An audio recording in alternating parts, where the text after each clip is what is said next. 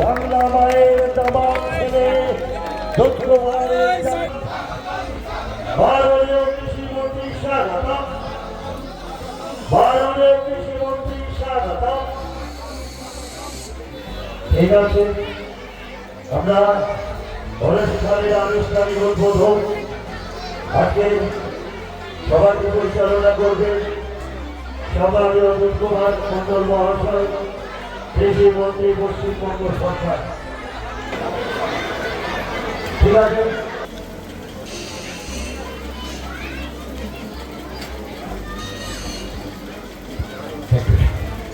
আমরা একটু সমাজের আলোয় মিশ্র দিনে দিনে বাড়ে নিরন্তরা ছিল না, দ্বন্দ্বের অনন্ত যশোদারা ছিল না, জাদু ভাষা পথ আমাদের রুদ্ধদান বচন ঘোষিত হচ্ছে। অর্ধকায় মহাঘোর চক্রাদিত্য বিবর্তন ইন্দ্রহীতায় সুসংরোক্ত তন্ত্রহ্রম্বাহম ওম জবানুষুম সংকাশম দশবীয়ম মহারূপি ভক্তারি সর্বভাগিত প্রণোদস্মি শিবাকরম ওম নমো ব্রহ্মণ্যদেবায় ব্রহ্মণ হিতায় চ জগদ্ধিতায় শ্রীকৃষ্ণায় গোবিন্দায় নমো নমো পাবহ পাবকরমাহ পাবগতমা পাবসম্ভবম রাহিমা ভক্তরিদাক্ষা সর্বপাপহরি ওম মহিষাদিনী মহামায়ে শাকুন্তে ভক্তমালিনী ঝুলন যাত্রা পরমেশ্বরী ওম জবানুষম ওম সর্বমঙ্গলা মঙ্গলে শিবে সর্বার্থ সাধিকে শরণ্যে ব্রহ্মদে নারায়ণে নমস্তুতে শ্রীতে বিনাশানা শক্তিভূতে সদাননে গৌরস্বরে গুণময়ে নারায়ণে। আমরা ওয়াইড পাবলিকেশনের দ্বারাই আমাদের ডিপার্টমেন্টের লোকেরাও করবে, আমরা বিভিন্নভাবে এরকম ছোটো ছোটো সভা সমিতি যেখানে হবে সেখানেও বারবার তুলে ধরবো যাতে চাষিরা এই বীমার সঙ্গে নিজেদেরকে সংযুক্ত রাখেন। গত সরকারের আমলে যেগুলো হয়েছে, ঘরে বসে কিছু কাজ হয়েছে, সে কাজের দ্বারা চাষিদের ভুলভাল জমির দাগ তুলে দিয়ে অ্যাকাউন্ট নাম্বার দিয়ে অনেক টাকার অপচয় হয়েছে, নয়ছয় হয়েছে। এবছরে আমরা এগুলো দেখে নিয়ে চাষিদের কাছ পর্যন্ত গিয়ে চাষিরা বিমার শেয়ারও রেখেছে, এই জন্য হেক্টরে 1 টাকা এবং 101 টাকা দিয়ে চাষিরা যতটা পরিমাণ চাষ করেছেন সেই বিমাটা তারা নেবেন। চাষিদের একটু কন্ট্রিবিউশন না থাকলে চাষিরা কখনো এটার উপর তারা গুরুত্ব দেন না। সেই জন্য আমরা এবার চাষিদের বাড়িতে বাড়িতে গিয়ে যাতে এই বিমাগুলো হয় এবং বিমা যাতে শুদ্ধভাবে হয় সেটার জন্য অনেকভাবে আমরা অনেক আইনি পরিবর্তন, ব্যবস্থার পরিবর্তন এবং বাস্তবিক পরিবর্তনের মধ্য দিয়ে তাদের এই বিমা করাবো। ইরিগেশন এরিয়া নয়, এখানে জলের কোনো পার্ট অফ মন্টপ, ওটা হচ্ছে যে বাংলা কৃষি সেচ যোজনা, যার মাধ্যমে স্প্রিংলার পদ্ধতিতে ছোট জল ছিটিয়ে দিলে যেটা ভালো চাষ হবে। তাতে অনেক কিছু ভুট্টা হতে পারে, তাতে আপনাদের শাক সবজি ফসল হতে পারে, সর্ষে হতে পারে এবং তারপর সিড যেটা আছে আর কি, আর এরকম অনেক চাষ যা করা এখানে সহজ হবে। সেটা আমরা সেই ধরনের চাষিদেরকে নিয়ে বসে অন্তত প্রথম উদ্বোধনের মতো করে কিছু করাবো, যারা করা দেখে চাষিরা আরও উৎসাহিত হবে এবং সে বাদাম হতে পারে।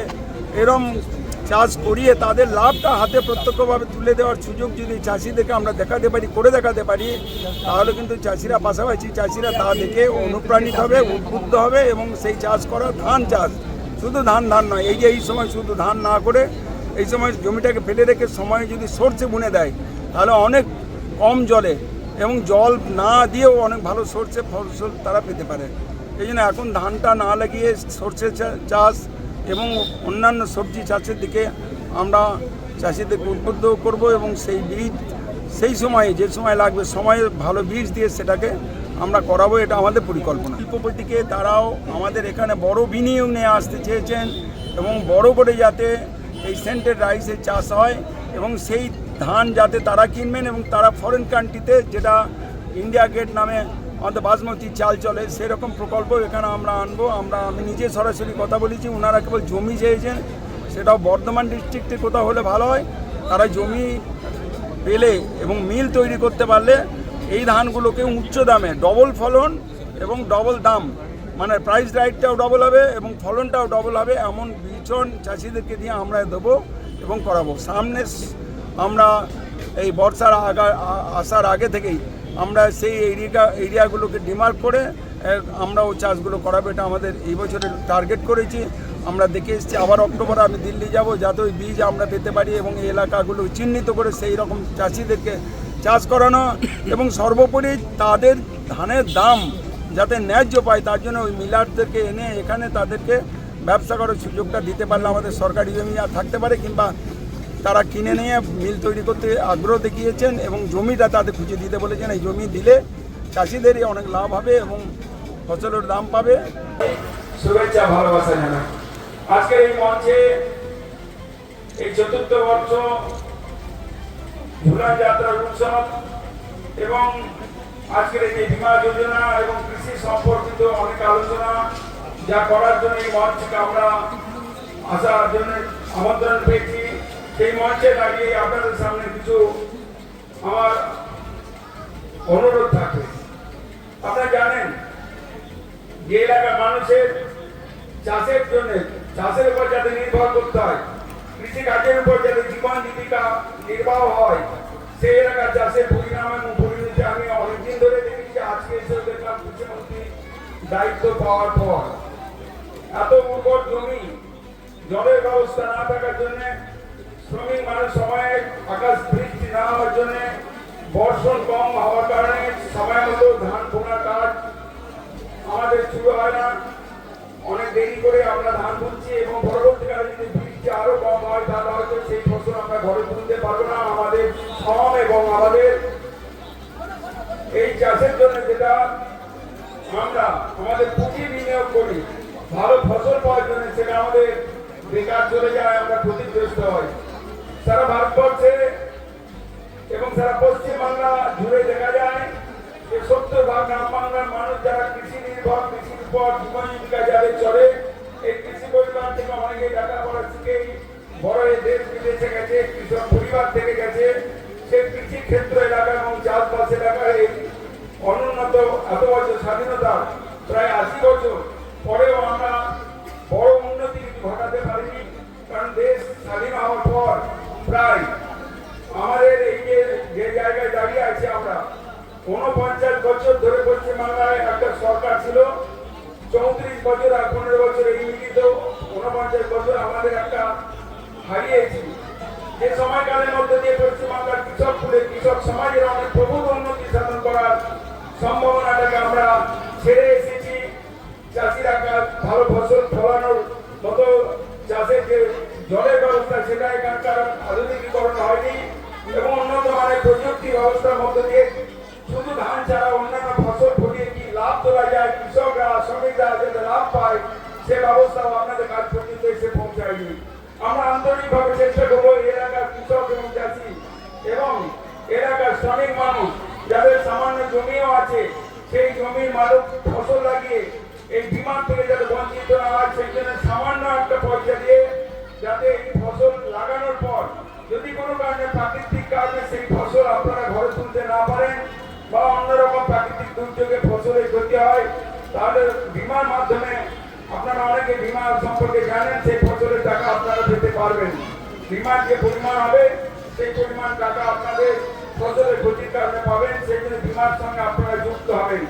গত কয়েক বছরে আপনারা দেখেছি আমাদের সরকারের আমলে বীমার অনেক জায়গায় আপনারা এখানে আছেন, কারা পেয়েছেন জানি না, গত বছরে আর্থিক দিক থেকে ক্ষতিগ্রস্ত চাষিরা যারা ফসলের ক্ষতি হয়েছিল তারা বীমার টাকা পেয়েছেন কিনা আমার কাছে সেটা জানা নেই। কিন্তু এই বছর আপনাদের অনুরোধ করবো বীমা অন্তত চাষিরা করিয়ে রাখুন। বীমা না করালে আপনার যে পুঁজিটা আপনি চাষের কাজে লাগিয়েছেন সেটা সময় পাবেন না। আমি কৃষিমন্ত্রী হওয়ার পর, দায়িত্ব নেওয়ার পর আমার মনে হয়েছে এবং বাংলার কৃষক সমাজের কাছ থেকে আজকে যে আন্দোলন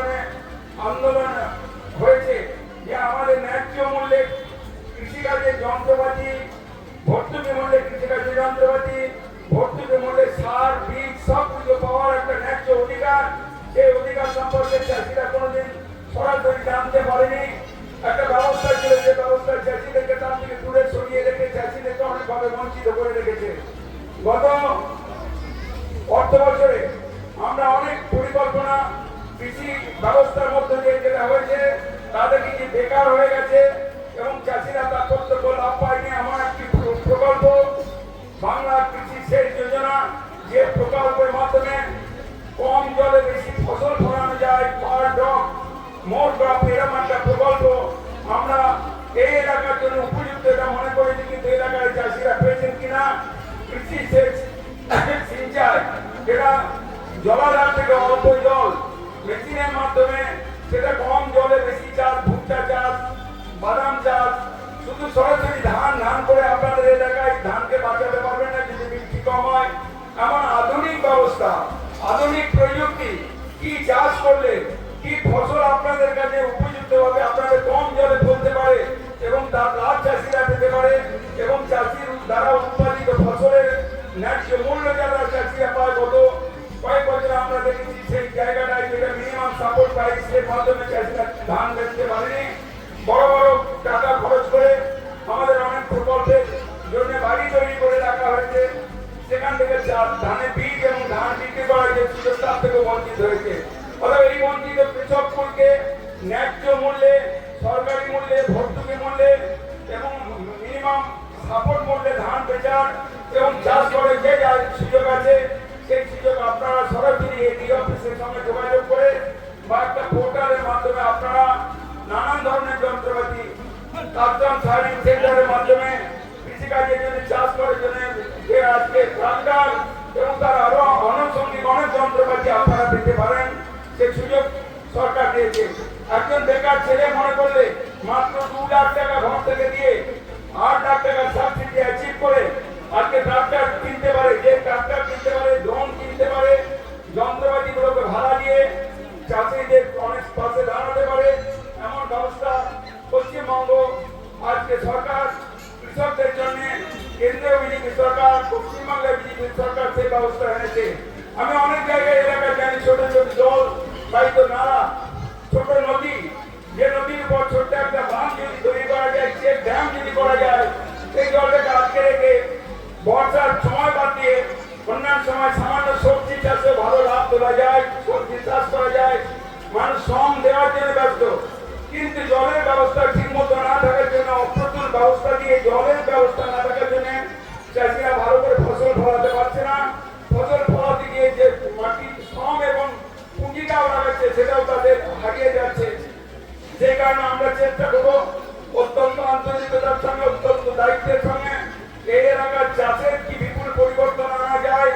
আমি পরবর্তীকালে আমাদের যারা কৃষি বিভাগের আধিকারিক আছেন তাদেরকে সঙ্গে নিয়ে এই এলাকার অবস্থা, ভৌগোলিক অবস্থাকে লক্ষ্য রেখে আমরা যে পরিবর্তন চাষ কাজে আনার জন্য চেষ্টা করবো এবং সে সাহায্য সরকারিভাবে আপনাদের কাছে যাতে পৌঁছানো যায়, তার জন্য অত্যন্ত আন্তরিকভাবে আমরা এই লক্ষ্য রাখবো। এই জন্য কৃষি পরিবার, কৃষি সমাজ, কৃষককে বাঁচাতে হবে, বাংলা বাঁচবে, কৃষি শিল্প ভাই ভাই, কৃষক পরিবারে ধান যেটা আজকে মিলে যাচ্ছে বলে সেখানে অনেক মিলারা ধানগুলোকে প্রকিউরমেন্টের দ্বারা বাইরে রপ্তানি করছে এবং প্রচুর টাকা লাভ করছে। কিন্তু কৃষকদের দ্বারা মাথার ঘাম পায়, সেটা রোজগারের দ্বারা সামান্য স্বল্প মূল্যেও তারা ফসলটা বাজারে বিক্রি করতে গিয়ে নিজের প্রয়োজন মতো মূল্যের দামের দাবি করতে পারে না। অন্যদিকে পক্ষান্তরে একমাত্র কৃষককে বাজারে গিয়ে কৃষিকাজের জন্য ব্যবহৃত সব জিনিসই বাজার দর, অর্থাৎ যারা ব্যবসায়ীরা যা বলেন সেই দামে কিনতে হয়। এই ব্যবস্থার দিকে পরিবর্তন আমরা আনবো, চাষিরা যাতে বঞ্চিত নয়। শ্রমিক মানুষ যারা সন্ধান করে চলেছেন, তারাও যদি কৃষকের উন্নতি সাধন না আনা যায়, চাষের বিপুল পরিবর্তন না ঘটানো যায়, তাহলে কিন্তু সম্ভব নয়। আমি কয়েকদিন আগে দিল্লিতে গেছিলাম, সেখানে কি উন্নত মানের বীজ এবং উন্নত মানের ব্যবস্থার মধ্য দিয়ে সেখানকার